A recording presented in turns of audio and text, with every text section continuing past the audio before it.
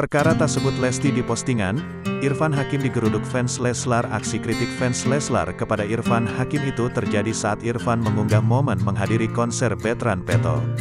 Sebagai informasi, putra Ruben Onsu dan Sarwenda itu baru saja menggelar konser pada Sabtu, tanggal 22 Oktober tahun 2022, dengan salah satu bintang tamunya yaitu Lesti Kejora. Di unggahan itu, nampak Irfan Hakim bersama putrinya dan rekan kerjanya, enjoy menyaksikan seluruh penyanyi yang tampil. Proud of you guys, @Ruben_Onsu @Sarwenda 29 @Betran Putra Onsu, ujar Irfan Hakim dilansir dari Instagram, Rabu, tanggal 26 Oktober tahun 2022. @Aisyakim15 enjoy banget, @Jirayutdaa4 official juga, nggak mau udahan. Padahal harus lari ke Indosiar buat live. Thanks @Eciuri editannya, sambung Irfan. Sayangnya, unggahan kebahagiaan itu malah mendapat komentar negatif dari fans Lesti dan Bilar.